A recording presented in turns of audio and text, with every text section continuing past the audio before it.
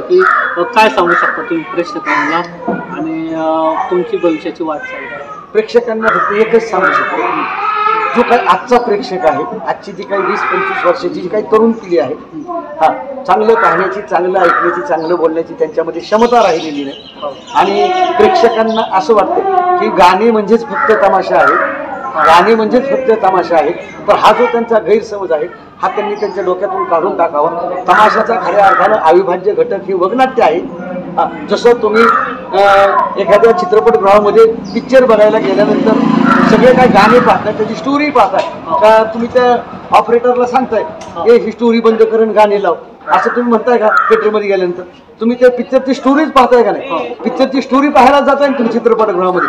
तसं तमाशा पाहायला आल्यानंतर नुसते गाणे पाहू नका, तर वगनाट्यही पहा, जेणेकरून वगनाट्यामध्ये खऱ्या कलावंतांची तिथं पारख होते. तो कलावंत रसिकांना पाहायला मिळतो आणि मनोरंजनातून समाज प्रबोधन आम्ही जे स्टेजवर म्हणतो ते रसिकांसमोर मांडतो. तर प्रेक्षकांना एकच विनंती, बा तुम्ही गाणे पाहायला येत आहे ना, तसं गाणे तुम्ही म्हणताय ना गाणे लावा, तसं प्रेक्षकांनी गाणे संपल्यानंतर वगनाट्य बी लावा असं प्रेक्षकांनी म्हणायला पाहिजे. वगनाट्य आहेत राहिलंच नाही प्रेक्षकांच्या. हे नाही प्रेक्षकांचं नाही. त्या पोरांना वाटतं की यांच्याकडे वगनाट्य नाही. आमच्याकडे आजही दर्जेदार वगनाट्य आहेत.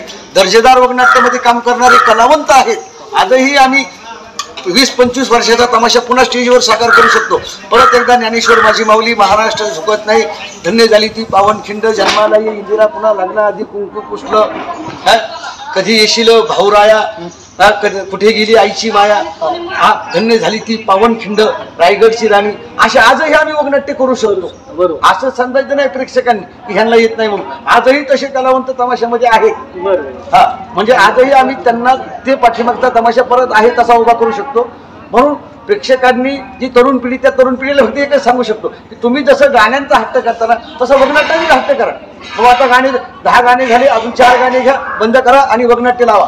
असं ज्यावेळेस प्रेक्षक आम्हाला खालून म्हणील ना, तेव्हा खऱ्या अर्थानं ही तमाशाची पारंपरिक लोककला अजूनही 50 वर्ष नाही 100 वर्ष जिवंत राहील. फक्त हे प्रेक्षकाकडून आलं पाहिजे. एवढीच आमची प्रेक्षकाला विनंती आहे. किंवा तुम्ही गाणे ऐकताना तसं वगनाट्यही पहा, वगनाट्याचीही आमच्याकडे मागणी करा. ही आमची सर्व रसिक प्रेक्षकांना, मायबापांना, आम्हा सर्व तमाशा मंडळातील कलावंतांचे हात जोडून विनंती आहे. तमाशामध्ये वेस्टर्न कल्चर घुसलेलं आहे, एक तमाशाचं मॉडेलिंग झालं असं आपणास वाटते. त्यामुळे तमाशाचं भवितव्य थोडंफार डागडुगीच्या स्थितीत आहे असं पण आपलं असंही आहेच ना आहे. परंतु हे कुणामुळे तर ह्या तरुण पिढीला आम्ही एवढं सांगू शकतो की तुम्ही गाण्यांची जशी मागणी करताय ना, तशी वगनाट्याचीही आमच्याकडे मागणी करा आणि आमच्याकडून दर्जेदार पद्धतीचं वगनाट्य सादरीकरण करून घ्या. ही प्रेक्षकांना आम्ही ह्या मुलाखतीच्या माध्यमातून सांगू शकतो. धन्यवाद सर, खरंच खूप मोलातला वेळ दिला तुम्ही आणि योग्य अशा रीतीनं प्रेक्षकांना सांगितलं. हे होते हसन शेख पाटेवाडीकर की ज्यांनी तमाशा कलेबद्दल संपूर्ण अशी माहिती दिली आहे. त्याच्यात लावणी असन, त्याच्यात कला केंद्र असन, ज्याला ते काय कला केंद्राला कुठला शब्द वापरला तुम्ही, थिएटर आणि रंगमंच हे पण वापरले. लावणीचं बदलतं स्वरूप सांगितलं आणि प्रेक्षकांना त्यांनी विनंती केलेली आहे की तुम्ही तमाशातला जो महत्त्वाचा आत्मा आहे तो म्हणजे वगनाट्याची मागणी करा. तुमच्यासाठी उत्कृष्ट असे वग सादर केले जातील आणि वगातून सामाजिक प्रबोधन केलं जाईल.